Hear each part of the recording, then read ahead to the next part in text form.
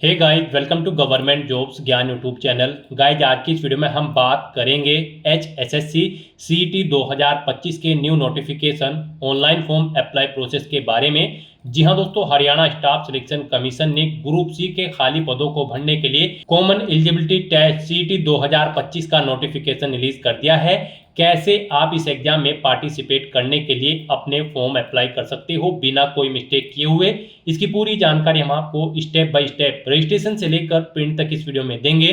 बस आपको इस वीडियो को स्किप के बिना शुरू से लेकर एंड तक देखना है।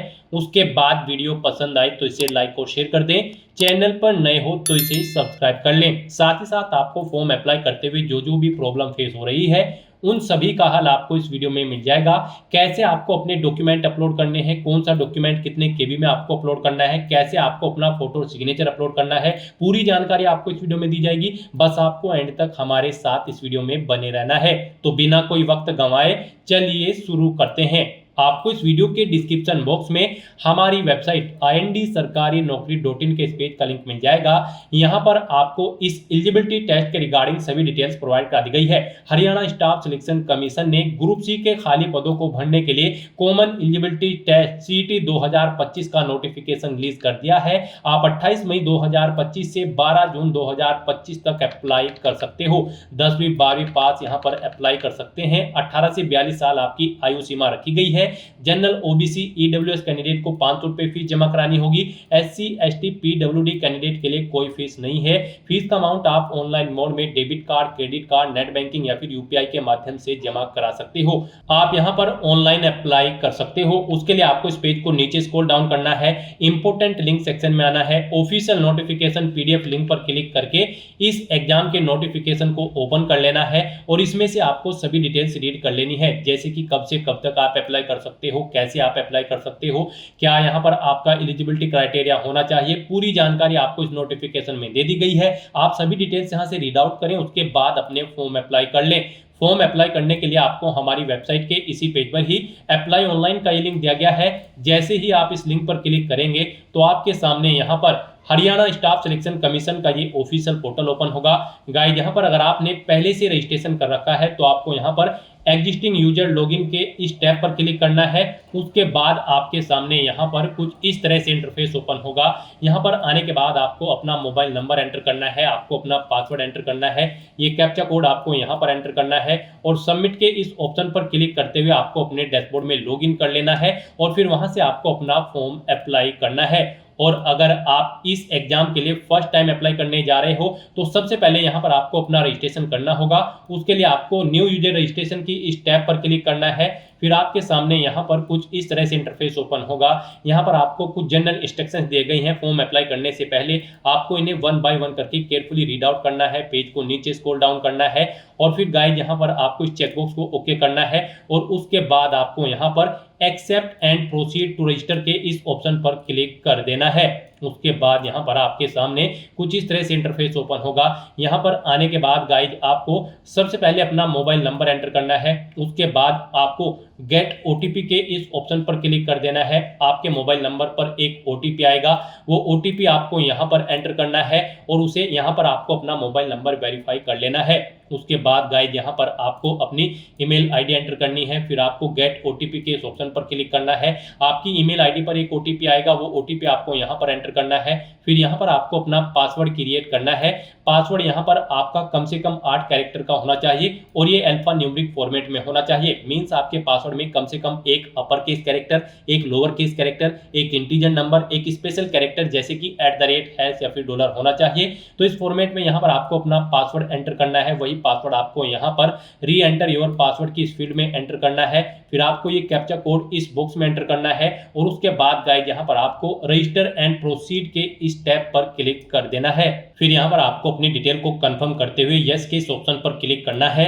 नेक्स्ट आपके सामने कुछ इस तरह से इंटरफेस ओपन होगा। अब यहाँ पर आने के बाद आपसे पूछा गया है कि क्या आपने यहाँ पर कॉमन एलिजिबिलिटी टेस्ट 1/2022 के लिए भी अप्लाई किया था। अगर किया था तो यहाँ पर आप यस ऑप्शन सेलेक्ट करें। उसके बाद यहाँ पर आप अपना रजिस्ट्रेशन नंबर एंटर करें, अपनी डेट ऑफ बर्थ आप एंटर करें, गेट डिटेल के ऑप्शन पर क्लिक करें। आपकी 2022 की जो डिटेल थी वो यहाँ पर फेच करके आपको शो कर दी जाएगी। और अगर नहीं आपने पार्टिसिपेट किया था 1/2022 में तो आपको नो ऑप्शन सेलेक्ट करना है। उसके बाद यहाँ पर आपको अपना नाम यहाँ पर 10वीं की मार्कशीट के अकॉर्डिंग एंटर करना है। अपनी डेट ऑफ बर्थ आपको यहाँ पर 10वीं की मार्कशीट के अकॉर्डिंग इस कैलेंडर में से सिलेक्ट कर लेनी है। फिर यहाँ पर आपको अपने फादर का नाम एंटर करना है, अपनी मदर का नाम आपको एंटर करना है, अपना आधार नंबर यहाँ पर आपको एंटर करना है, आधार नंबर एक बार फिर से री एंटर करना है। और फिर यहाँ पर आपको अपना आधार अपलोड करना है। यहाँ पर आपका आधार जेपीजी, जेपीईजी या फिर पीडीएफ फॉर्मेट में होना चाहिए। 20 केबी से 200 केबी के बीच में आपका आधार होना चाहिए। आपको चूज फाइल बटन पर क्लिक करना है, फाइल को सिलेक्ट कर लेना है और अपना आधार कार्ड आपको यहाँ पर अपलोड कर देना है। उसके बाद यहाँ पर आपको अपना जेंडर सिलेक्ट करना है। फिर आपको अपना मैरिटल स्टेटस बताना है, आप मैरिड हो या फिर अनमैरिड। फिर यहाँ पर आपकी बॉडी पर कहीं कोई कट या तिल का निशान है तो उस पैलेस का नाम आपको एंटर करना है। एक से ज्यादा जगह है तो दूसरे पैलेस का नाम भी आपको एंटर कर देना है, नहीं है तो आपको नो मार्क एंटर करना है। और फिर गाइस यहाँ पर आपको सेव एंड नेक्स्ट के ऑप्शन पर क्लिक कर देना है। नेक्स्ट यहाँ पर आपको अपने एड्रेस की इंफॉर्मेशन देनी है। यहाँ पर आकर सबसे पहले आपको अपना कोरोस्पोंडेंस एड्रेस एंटर करना है। उसके बाद यहाँ पर आपको अपना परमानेंट एड्रेस एंटर करना है। एड्रेस में यहाँ पर आपको अपना हाउस नंबर देना है, स्ट्रीट या कॉलोनी नेम देना है, अपना स्टेट आपको यहाँ पर सेलेक्ट कर लेना है, उसके अकॉर्डिंग डिस्ट्रिक्ट सेलेक्ट करना है। फिर यहाँ पर आपको अपना विलेज, सिटी या सेक्टर का नाम देना है, पोस्ट ऑफिस का नाम देना है, नियरेस्ट पोस्ट ऑफिस भी आप यहाँ पर डाल सकते हो। अब फिर आपको अपना पिन कोड यहाँ पर एंटर कर देना है। और उसके बाद गाइस यहाँ पर आपको अपना परमानेंट एड्रेस एंटर करना है। और गाइस यहाँ पर अगर आपका परमानेंट एड्रेस आपके कोरोस्पोंडेंस एड्रेस के अकॉर्डिंग सेम है तो फिर यहाँ पर आप इस permanent address is same as correspondence address में यस के ऑप्शन पर क्लिक कर दें। ऑटोमेटिकली यहाँ पर आपका परमानेंट एड्रेस आपके कोरोस्पोंडेंस एड्रेस के अकॉर्डिंग फिल हो जाएगा। उसके बाद यहाँ पर आपको इस पेज को नीचे स्क्रॉल डाउन करते हुए सेव एंड नेक्स्ट के इस ऑप्शन पर क्लिक कर देना है। नेक्स्ट यहाँ पर आपको अपनी कैटेगरी की इंफॉर्मेशन देनी है। यहाँ पर आपसे पूछा गया है कि क्या आपके पास हरियाणा स्टेट का डोमिसाइल है या फिर आप बोनाफाइड रेजिडेंट कैंडिडेट है हरियाणा के। तो यहाँ पर आपको अगर हैं आप हरियाणा से तो आप यस ऑप्शन सेलेक्ट करेंगे। उसके बाद यहाँ पर आप अपने डोमिसाइल सर्टिफिकेट का नंबर देंगे और वो कब इशू हुआ था वो डेट आप सेलेक्ट करेंगे। सर्टिफिकेट आपको किस अथॉरिटी ने प्रोवाइड कराया था उसका नाम यहाँ पर आपको देना है, जैसे कि डीएम, कलेक्टर या फिर पटवारी। उसके बाद यहाँ पर आपको अपना डोमिसाइल या फिर बोनाफाइड रेजिडेंट सर्टिफिकेट अपलोड करना होगा। वो यहाँ पर आपका जेपीजी, जेपीईजी या फिर पीडीएफ फॉर्मेट में होना चाहिए। साइज उसका 20 केबी से 100 केबी के बीच में होना चाहिए। आपको चूज फाइल बटन पर क्लिक करना है, फाइल को सिलेक्ट कर लेना है और अपना डोमिसाइल या फिर बोनाफाइड रेजिडेंट सर्टिफिकेट यहाँ पर आपको अपलोड कर देना है। और गाइज अगर आप हरियाणा स्टेट से नहीं है तो फिर आप यहाँ पर नो ऑप्शन सेलेक्ट करेंगे। उसके बाद केवल यहाँ पर जनरल कैटेगरी कैंडिडेट ही अप्लाई कर पाएंगे और अदर स्टेट से। तो यहाँ पर आपको अपना ये डोमिसाइल की डिटेल प्रोवाइड करनी है। उसके बाद यहाँ पर आपको अपनी कैटेगरी सिलेक्ट कर लेनी है। यहाँ पर अगर आप हरियाणा स्टेट से हैं तो फिर यहाँ पर आप अपनी कास्ट सेलेक्ट करें, आप किस कास्ट से बिलोंग करते हैं। फिर यहाँ पर अगर आप रिजर्व कैटेगरी से बिलोंग करते हैं तो आपको अपना कैटेगरी सर्टिफिकेट नंबर देना होगा। फिर आपको यहाँ पर अपना कैटेगरी सर्टिफिकेट आपको किस डेट को इशू हुआ है वो डेट सेलेक्ट करनी है, किस अथॉरिटी ने इशू कराई है, जैसे कि पटवारी, तहसीलदार या फिर कानों को किसने आपका कास्ट सर्टिफिकेट बनाकर आपको दिया है, उस डेजिग्नेशन अथॉरिटी का नाम आपको देना है। फिर यहाँ पर आपको अपना कास्ट सर्टिफिकेट अपलोड करना होगा।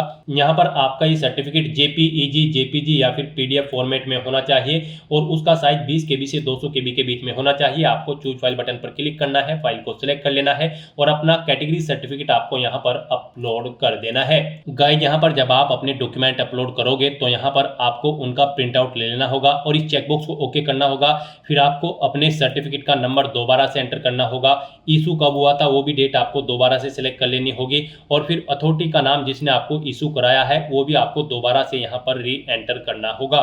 नेक्स्ट यहाँ पर आपसे पूछा गया कि क्या आप करंट में कार्यरत हैं, अगर हैं तो यस करें और फिर उसकी डिटेल दें। यहाँ पर आपको आपके ऑफिशियल एडवर्टाइजमेंट में एनेक्जर फर्स्ट दिया गया है। यहाँ पर ये एक्सपीरियंस सर्टिफिकेट का फॉर्मेट है, आपको इसे फिल करके यहाँ पर साइन करा लेना है। यहाँ पर signature with seal of issuing authority, जिस अथॉरिटी ने आपको यहाँ पर ये एक्सपीरियंस सर्टिफिकेट इशू किया है उसके सिग्नेचर यहाँ पर आपको देने हैं, उनका नाम, डेजिग्नेशन, एड्रेस और टेलीफोन नंबर यहाँ पर आपको देना होगा। ये डिटेल यहाँ पर आपको फिल करके यहाँ पर अपना ये एनेक्जर फर्स्ट में एक्सपीरियंस सर्टिफिकेट कंप्लीट करना है और उसे यहाँ पर आपको प्रोवाइड कराना होगा। तो यहाँ पर अगर आप कार्यरत हैं तो फिर आपको इशूइंग अथॉरिटी, यहाँ पर आपको अथॉरिटी का नाम देना है जिसने आपको एक्सपीरियंस सर्टिफिकेट दिया है, पोस्ट का नाम देना है, किस पोस्ट पर आप कार्यरत थे, कब से कब तक आप कार्यरत थे वो डेट यहाँ पर आप इन कैलेंडर में से सिलेक्ट करें। फिर यहाँ पर नंबर ऑफ डेज, इन डेट्स के अकॉर्डिंग यहाँ पर कैलकुलेट करके आपको शो कर दी जाएंगे। फिर एक्सपीरियंस सर्टिफिकेट आपको यहाँ पर अपना अपलोड करना है, आपको यहाँ पर चूज फाइल बटन पर क्लिक करना है और अपना एनेक्जर फर्स्ट का जो एक्सपीरियंस सर्टिफिकेट है इसे फिल करने के बाद और इस पर साइन कराने के बाद अथॉरिटी से आपको ये यहाँ पर अपलोड करना होगा चूज फाइल बटन पर क्लिक करते हुए। उसके बाद अगर गाइस यहाँ पर आप कार्यरत नहीं हो तो आपको नो ऑप्शन सेलेक्ट करना है, आगे की डिटेल आपको नहीं देनी होगी। फिर यहाँ पर आपसे पूछा गया कि क्या आप ईएक्स सर्विसमैन हो या फिर फैमिली मेंबर हो किसी ईएक्स सर्विसमैन के, अगर हैं तो आप यस ऑप्शन सेलेक्ट करें और फिर उसकी डिटेल यहाँ पर आपको देनी है, जैसे कि क्या यहाँ पर आप बेनिफिट्स लेना चाहते हैं ईएक्स सर्विसमैन या फिर फैमिली मेंबर। अगर आपका कोई ईएक्स सर्विसमैन है तो यहाँ पर आप यस ऑप्शन सेलेक्ट करेंगे, फिर आप इस चेकबॉक्स को ओके करेंगे। सब कैटेगरी यहाँ पर आप सेलेक्ट करेंगे, डेट ऑफ अपॉइंटमेंट यहाँ पर आप अपने देंगे या फिर अपने फैमिली मेंबर की, डेट ऑफ डिस्चार्ज यहाँ पर आप देंगे, अगर आप जॉब छोड़ चुके हैं तो उसे छोड़ने का कारण देंगे। और गाइस अगर आप या फिर आपके फैमिली का कोई मेंबर ईएक्स सर्विसमैन नहीं है तो फिर यहाँ पर आपको नो ऑप्शन सेलेक्ट करना है, आगे की डिटेल आपको नहीं देनी होगी। फिर आपसे पूछा गया कि क्या आप फ्रीडम फाइटर हैं, अगर हैं तो आप यस करें और उसकी डिटेल दें, जैसे कि सर्टिफिकेट नंबर, इशू डेट उसकी और यहाँ पर उस अथॉरिटी का नाम जिसने आपको सर्टिफिकेट इशू किया है और फिर उसे यहाँ पर आपको अपलोड करना होगा।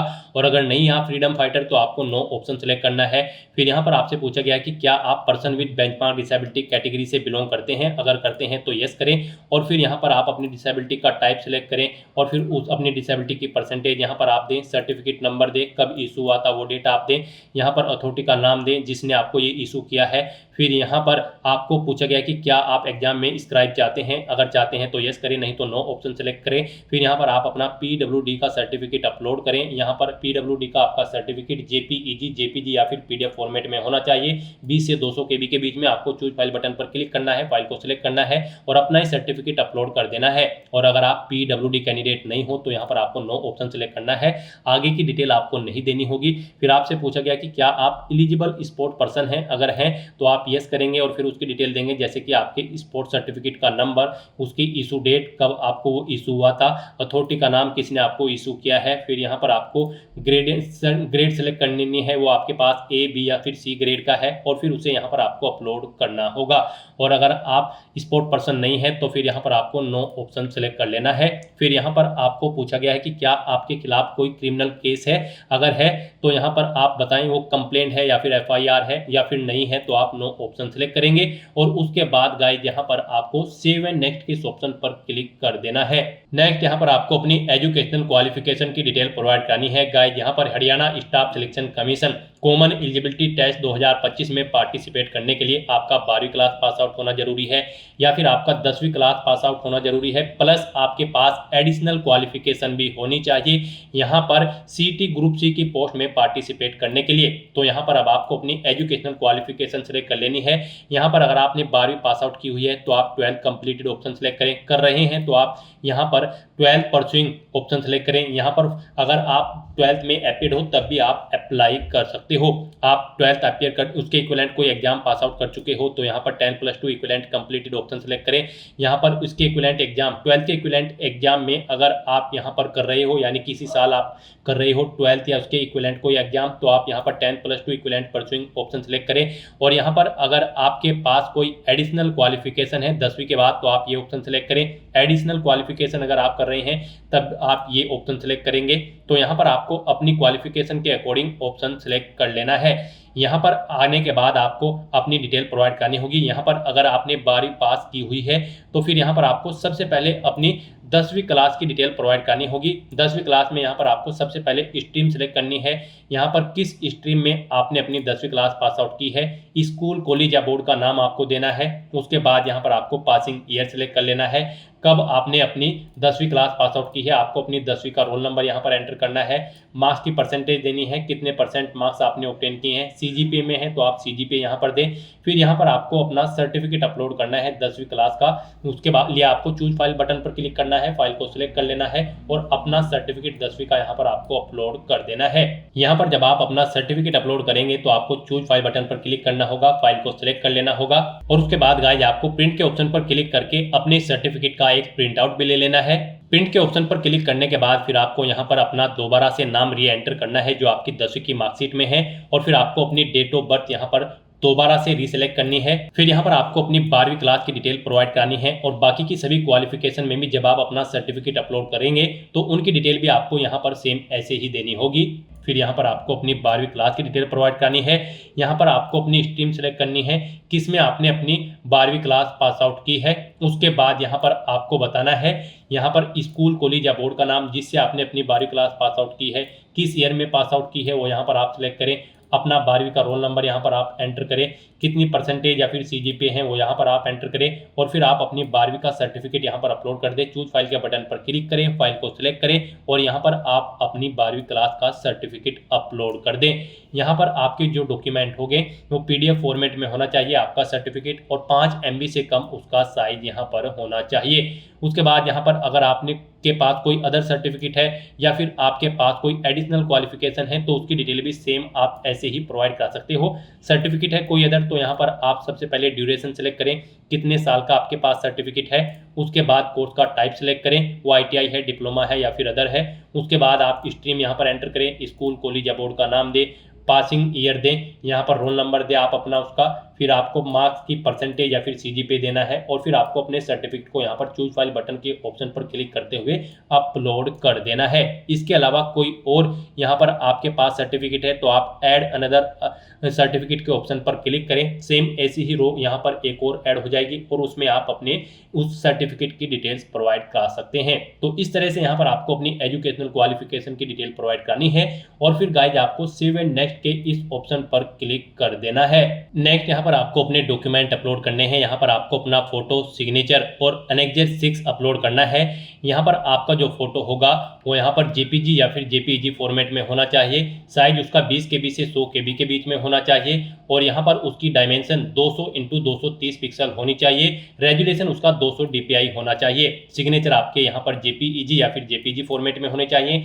20 KB से 100 KB के बीच में यहाँ पर आपके सिग्नेचर होने चाहिए। और उसके बाद यहाँ पर गाइड आपको अपना एनेक्सर 6 अपलोड करना है। ये डॉक्यूमेंट यहाँ पर ये भी आपका JPG या फिर JPEG फॉर्मेट में होना चाहिए। 20 KB से 200 KB के बीच में होना चाहिए। यहाँ पर आकर आपको click here to download annexure 6 के इस लिंक पर क्लिक करना है। आपके सामने ये फॉर्म ओपन हो जाएगा, आपको इसे फिल करना है। यहाँ पर आपको अपना नाम, अपने फादर या मदर का नाम फिल करना है। फिर यहाँ पर आपको अपनी 2022 CET का रजिस्ट्रेशन नंबर एंटर करना है, और इसकी एक सॉफ्ट कॉपी आपको बना लेनी है और उसे यहाँ पर आपको अपलोड करना होगा। सॉफ्ट कॉपी आपकी JPEG या फिर JPG फॉर्मेट में होनी चाहिए, जो कि यहाँ पर आपको अपलोड करनी होगी। तो यहाँ पर आपको अपने डॉक्यूमेंट अपलोड करने के लिए चूज फाइल के ऑप्शन पर क्लिक करना है, फाइल को सेलेक्ट कर लेना है, और फिर यहाँ पर उन्हें 1 बाय 1 करके आपको अपलोड कर देना है। गाइस यहाँ पर आपका फोटो, सिग्नेचर या फिर फाइल का साइज अगर कम या ज़्यादा है तो यहाँ पर आप उन्हें सेट कर सकते हो। आपको गूगल में जाना है, इमेज रिसाइजर टाइप करना है, मल्टीपल ऑनलाइन वेबसाइट आपके सामने ओपन होगी, वहाँ पर आप अपना फोटो, सिग्नेचर या फिर कोई भी डॉक्यूमेंट अपलोड करें और उसके साइज को अपनी रिक्वायरमेंट के अकॉर्डिंग आप सेट करके फिर यहाँ पर अपलोड कर दें। तो इस तरह से यहाँ पर अपने सभी डॉक्यूमेंट अपलोड करने के बाद फिर आपको इस चेकबॉक्स को ओके करना है, और उसके बाद आपको सबमिट के इस ऑप्शन पर क्लिक कर देना है। नेक्स्ट आपको आपके फॉर्म का पूरा प्रीव्यू यहाँ पर शो कर दिया गया है। आपको सभी डिटेल्स केयरफुली चेकआउट करनी है, पेज को नीचे स्क्रॉल डाउन करना है। फिर यहाँ पर आपसे पूछा गया है कि क्या आपने अपना ये फॉर्म खुद भरा है। अगर भरा है खुद तो आपको यस ऑप्शन सेलेक्ट करना है। आपने किसी और से भरवाया है तो फिर आपको नो ऑप्शन सेलेक्ट करना है। फिर उस पर्सन का नाम आपको यहाँ पर एंटर करना है जिसने फॉर्म भरा है, उसका मोबाइल नंबर यहाँ पर आपको देना है और गेट OTP के ऑप्शन पर क्लिक करना है। उसके मोबाइल नंबर पर एक OTP आएगा, वो OTP आपको यहाँ पर एंटर करना है। इन चेकबॉक्सेस को आपको ओके करना है और फिर यहाँ पर आपको सबमिट OTR फॉर्म के ऑप्शन पर क्लिक कर देना है। और गाइस यहाँ पर अगर आपने खुद अपना फॉर्म फिल किया है फिर आप यस के इस ऑप्शन पर क्लिक करें, इस चेकबॉक्स को आप ओके करें और फिर आप यहाँ पर सबमिट OTR फॉर्म के इस ऑप्शन पर क्लिक कर दें। नेक्स्ट आपके सामने कुछ इस तरह से इंटरफेस ओपन होगा। यहाँ पर आपको अपना आधार या परिवार पहचान पत्र वेरीफाई कर लेना है। यहाँ पर आप वेरीफाई आधार या फिर वेरीफाई PPP के ऑप्शन पर क्लिक करके अपना आधार या परिवार पहचान पत्र वेरीफाई कर लें। इनमें से अपना आधार या परिवार पहचान पत्र वेरीफाई करने के बाद फिर आपको यहाँ पर आपके फीस अमाउंट में 50% का डिस्काउंट देखने को मिल जाएगा। यहाँ पर आपको आपकी कैटेगरी के अकॉर्डिंग एप्लीकेशन फीस का अमाउंट शो कर दिया जाएगा। गाइस, यहाँ पर अगर आप जनरल ओबीसी ईडब्ल्यूएस कैंडिडेट हैं तो आपको 500 रुपये फीस जमा करानी है, और अगर आप SC ST PWD कैंडिडेट हैं तो फिर आपको कोई फीस जमा नहीं करानी है। यहाँ पर आप फीस ऑनलाइन मोड में जमा करा सकते हो, डेबिट कार्ड, क्रेडिट कार्ड या फिर नेट बैंकिंग के थ्रू या फिर UPI के माध्यम से। तो यहाँ पर अब आपको अपना फीस पेमेंट करना है। उसके लिए आपको डिक्लेरेशन के चेकबॉक्स को ओके करना है और फिर गाइज आपको यहाँ पर कंटिन्यू टू पे के इस ऑप्शन पर क्लिक कर देना है। फीस पेमेंट के लिए आपके सामने कुछ इस तरह से इंटरफेस ओपन होगा। अब यहाँ पर आने के बाद आपको कंटिन्यू के इस ऑप्शन पर क्लिक करना है। नेक्स्ट आपके सामने कुछ इस तरह से इंटरफेस ओपन होगा। यहाँ पर आप net banking, debit card, credit card या फिर आप यहाँ पर UPI के माध्यम से अपना फीस पेमेंट कर सकते हैं। UPI आपके लिए यहाँ पर बेस्ट ऑप्शन रहेगा। आप UPI के इस ऑप्शन पर क्लिक करें। उसके बाद आपके सामने यहाँ पर कुछ इस तरह से इंटरफेस ओपन होगा। आपको सभी डिटेल्स चेकआउट करनी है, पेज को नीचे स्क्रॉल डाउन करना है और फिर यहाँ पर अगर आप UPI ID के थ्रू फीस पेमेंट करना चाहते हैं तो यहाँ पर आप VPA/UPI ID ऑप्शन पर क्लिक करें। यहाँ पर आप अपनी UPI ID एंटर करें।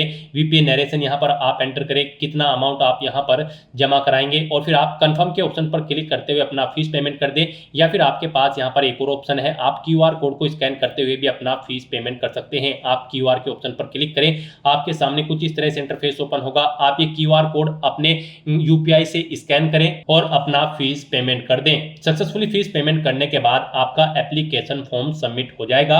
उसके बाद आपको अपने एप्लीकेशन फॉर्म का एक हार्ड कॉपी प्रिंट आउट ले लेना है फ्यूचर यूज के लिए, फ्यूचर रेफरेंस के लिए। तो दोस्तों, ऐसे आप Haryana staff selection commission common eligibility test CET 2025 के लिए अपना फॉर्म अप्लाई कर सकते हो स्टेप बाय स्टेप, बिना कोई मिस्टेक किए हुए। आज की इस वीडियो में बस इतना ही। आई होप ये वीडियो आपको पसंद आई होगी। अगर पसंद आई हो तो इसे लाइक और शेयर करें। चैनल पर नए हो तो इसे सब्सक्राइब कर लें। Thanks for watching.